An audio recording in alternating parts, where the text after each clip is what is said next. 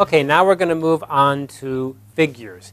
And figures obviously is another huge topic, right?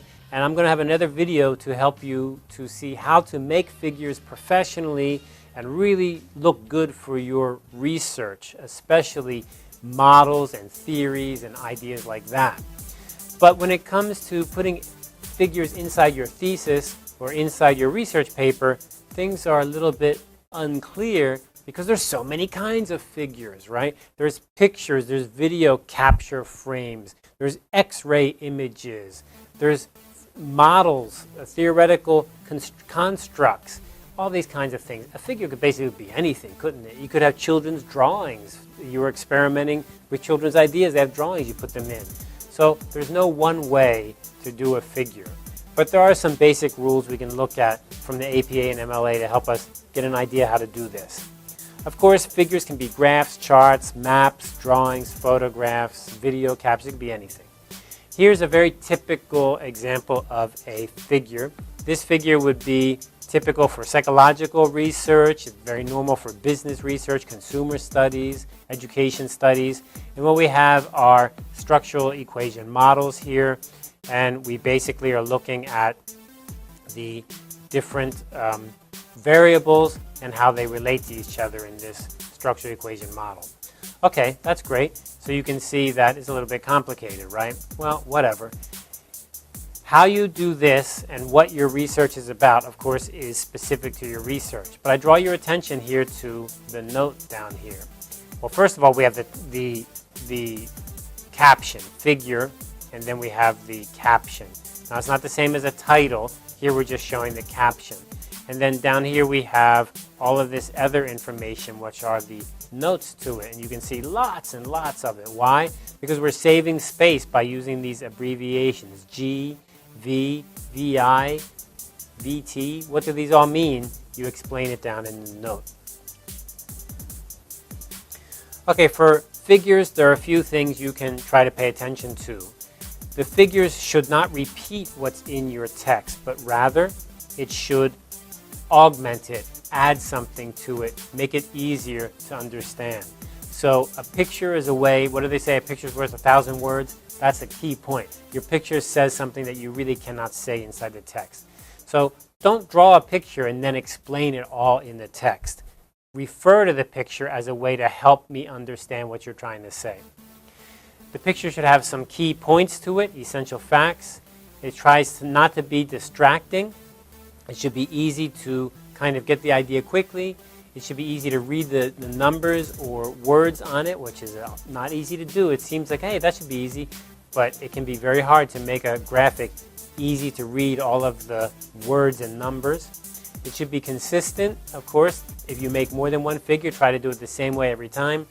And you need to really carefully plan it. It's not an easy thing to do. It sounds easy, but it's not easy. Lines need to be smooth and sharp, and you need to keep your typeface, that is the fonts, you need to keep them very simple, very straightforward, easy to understand. I always have a certain kind of style I use. I always use Arial font. I always have lines be a certain thickness and arrows be a certain size and type, so I don't need to repeat doing this every time. Inside your thesis, of course, all of your figures should follow the same kind of ideas, the same kind of design. Make sure that all the elements inside the figure are clearly labeled and explained. Now, here's some examples. I guess the best way to understand figures is just to jump into examples.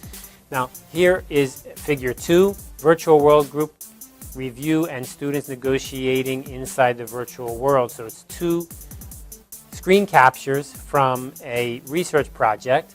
And you can see the screen capture is of a virtual space where people are, these are their avatars, their virtual people inside the virtual world. So what is so helpful about this picture? Well, this picture in my research helped me to explain what we were doing inside this experiment. We were giving students a chance to have class inside this virtual world. Now I can try to explain that by saying what? By saying virtual world, by saying computer world, by saying inside the network. But how can I explain that? Clearly, not easy. A picture is worth 1,000 words, and this is a perfect example of a figure.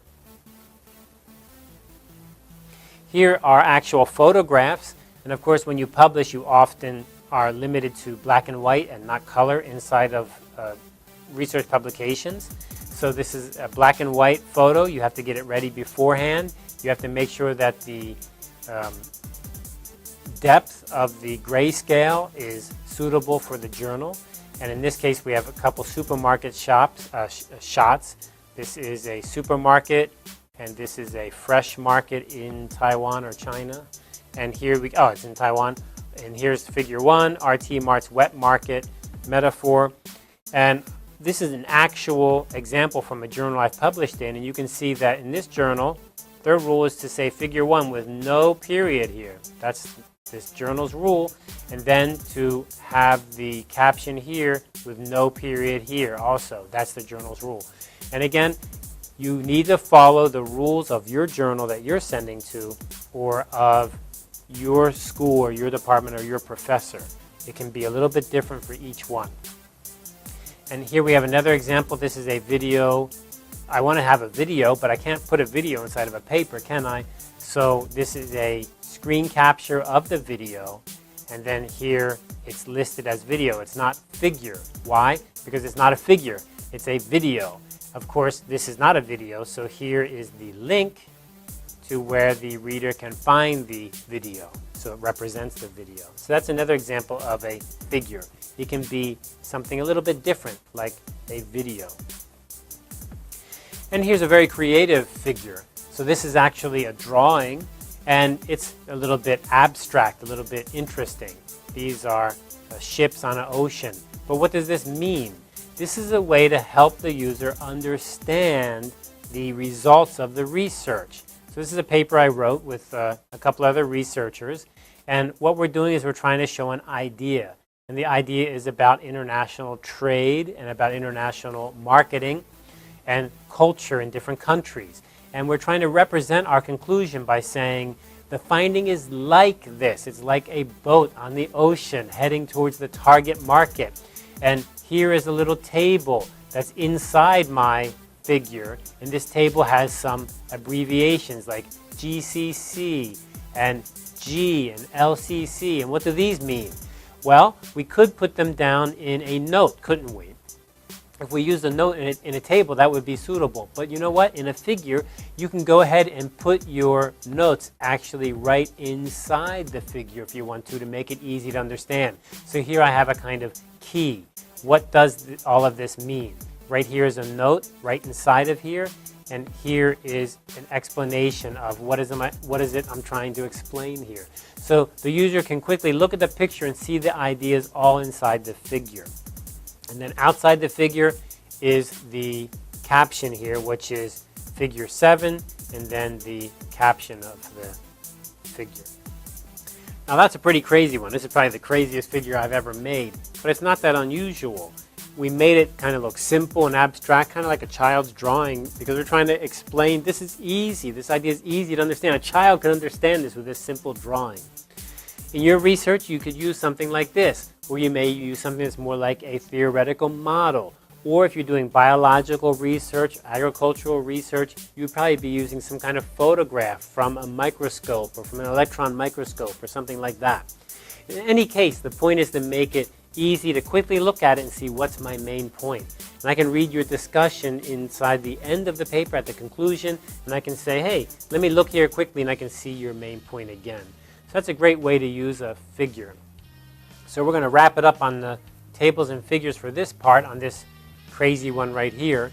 And again, it seems like a lot of rules, but the best way to understand this is to get your hands on a journal and follow exactly what they've done, or to find examples of published articles, rather than just ask your friends, hey, how do you do this? What do you think?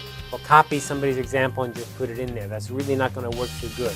The best thing you can do is get the APA manual and follow its guidelines exactly. It's a little bit tedious, though, I have to say. Okay then, see you next time.